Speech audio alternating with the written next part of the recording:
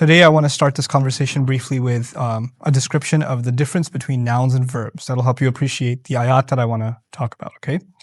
So by definition, nouns like apple, tree, happiness, etc. Nouns don't have a tense. They're not past or present or future. They're timeless in that sense. So rhetorically speaking, a noun is considered timeless. Verbs, on the other hand, have tense, past tense or present tense or future tense. Even the imperative is in the present tense in the sense. So tenses or verbs are temporary because they are caged in time. Okay, so nouns are timeless and verbs are caged in time. Now, what happens in the Arabic language, interestingly, is sometimes when you're talking about an act, you can actually use a noun or a verb. And when you translate that into the English language, when you translate it in the Qur'an, for example, an Arabic translation, we don't have that luxury in English, so we always translate it as a verb. Right? So you don't get to see that sometimes what we're thinking is a verb was actually used as a noun in the Qur'an. Right? Because they're just exactly the same way that would be translated. So, for instance, not in the Qur'an, but in regular Arabic, ajlisu, I'm sitting. Ana jalis, I'm sitting. While ajlisu is a verb and jalis is a noun. So you'd translate the same way, I'm sitting. Okay? Now, let's appreciate the rhetorical difference as is used in the Qur'an. It's very subtle. So I'll give you 3 examples of that in, order of complexity. The first example is about hypocrites talked about in Surah Al-Baqarah. And Allah says that when they come to believers, they say that they believe. وَإِذَا لَقُوا الَّذِينَ آمَنُوا قَالُوا آمَنَّا. When they are in the company of believers, they would say that they have believed. وَإِذَا خَلَوْا إِلَى شَيَاطِينِهِمْ قَالُوا إِنَّا مَعَكُمْ إِنَّمَا نَحْنُ مُسْتَهْزِئُونَ When they're in the company of their devils, their shayateen, they say, we're with you, we're just joking. So now you've got, we believe and we're joking, which in the English language are both verbs. Interestingly enough, in the Arabic though, we believe is set as amanna, which is a verb. Now remember, verbs are temporary. And joking is mustahzi'un, which is a noun.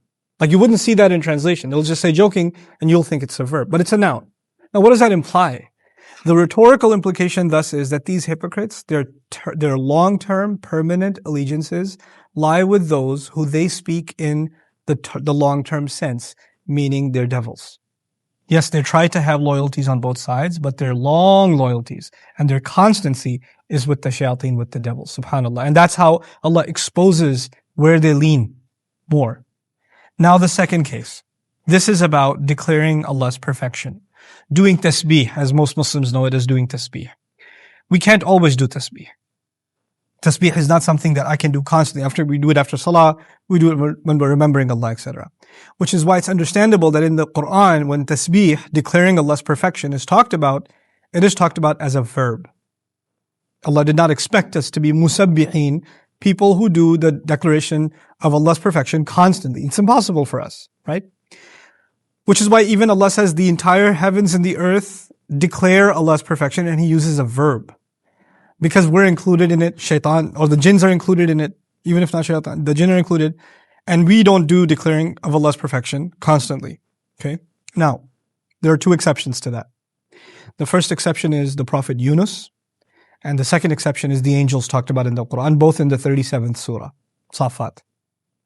Allah talks about when Yunus alayhi salam was in the belly of the whale, the biblical name Jonah, right? When he was in the belly of the whale.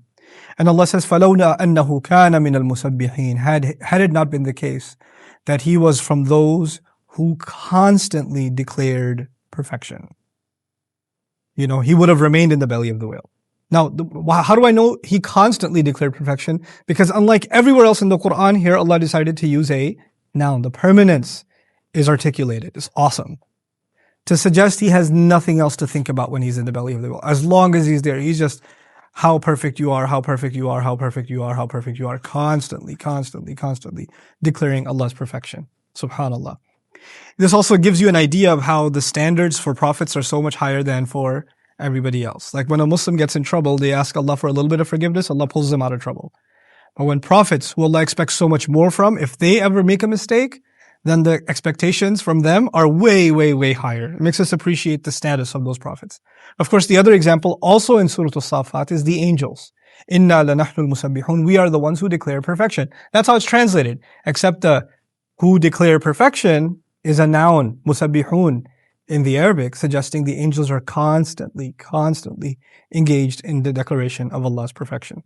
Here's the last one, and this is the one that I think is the one that baffles me, and I hope I'm able to articulate it clearly to you, okay? I want you to think about punishment and forgiveness, seeking forgiveness. And keep those two things in mind as you read this ayah. I'll give you the Arabic and then the English in easy language. وَمَا كَانَ اللَّهُ لِيُعَذِّبَهُمْ وَأَنْتَ فِيهِمْ وَمَا كَانَ اللَّهُ مُعَذِّبَهُمْ وَهُمْ يَسْتَغْفِرُونَ. Allah would not be one to punish them so long as you're in their company. The Prophet is being told that he will not destroy Quraysh so long as he is among them. Part 1. Part 2. Allah would never destroy them, Allah would not be one to punish them so long as they are asking for forgiveness. Now, once again, I'll reiterate those two parts. Allah will not destroy them so long as you're among them, and Allah will not destroy them so long as they're asking for forgiveness. Those are the two parts, right? Now, the thing that these two parts have in common is Allah would not destroy. Except in the Arabic, the first case of Allah would not destroy is mentioned as a verb. And in the second case, Allah would not destroy is mentioned as a noun. Now, what does that mean? That means Allah not destroying in the first case is a temporary clause because verbs by definition are temporary. It's not a constant thing. Allah will never, ever, ever destroy them. It's not like that. Allah will not destroy them. Allah will not be one to destroy them. So long as you're in their company. Now, the Prophet ﷺ being in their company, is that a permanent thing or a temporary thing? It's temporary. So it coincides with, look, this clause isn't permanent. It is temporary. So it coincides with the temporary disclaimer. Now, what about the second case? He says Allah will never, ever, ever destroy them. That actually is a permanent clause. He didn't say temporarily, for now I won't destroy them. No. He will never, ever destroy them. How do we know that? The noun is being used. وَمَا كَانَ اللَّهُ مُعَذِّبَهُم. Okay, so what do they have to do to be permanently saved from Allah's destruction? He says, وَهُمْ يَسْتَغْفِرُونَ. So long as they are asking for forgiveness. Now here's the kicker. Them asking for forgiveness could have been said as a noun and could have been said as a verb. If you said it as a noun, you would have said وَهُمْ مُسْتَغْفِرُونَ. If you said it as a verb, which Allah did, وَهُمْ يَسْتَغْفِرُونَ. What does that mean? That means they're not always asking for forgiveness, so long as once in a while they ask for forgiveness and they're not constantly begging for forgiveness, I won't destroy them. Had that been a noun, the condition from Allah would have been, unless you are in the constant engagement of begging me for forgiveness, I'm going to destroy you. But He said, at least give me some istighfar. There's a mercy of Allah that He used a verb here. وَهُمْ يَسْتَغْفِرُونَ. Look at the flip side. وَمَا كُنَّا مُهْلِكِ الْقُرَىٰ إِلَّا وَأَهْلُهَا ظَالِمُونَ. It's so awesome. Allah talks about history. This was about what He would never do in the future, right? So we'll wrap it up with history. Allah has destroyed towns. We know that.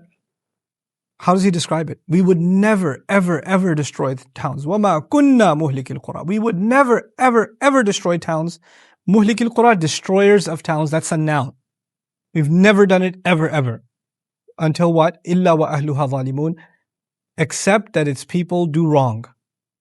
Except that its people do wrong. Now the doing wrong in this ayah is actually a noun. Remember, seeking forgiveness was a verb, so it's temporary. So long as they do some seeking for forgiveness, they're saved. But doing wrong in this ayah is a noun, which means until its people were constantly immersed in wrong, I wouldn't destroy them. I didn't just destroy nations when they did wrong. I destroyed nations when they demonstrated a constant pursuit of the wrong. إِلَّا وَأَهْلُهَا ظَالِمُونَ. Not يَظْلِمُونَ. ظَالِمُونَ. Constant pursuit of wrong. So something as small as the difference between nouns and verbs, wallahi, I've given you like 3 samplers from this. There are literally thousands and thousands of examples of this in the Qur'an. This subject alone leaves me amazed.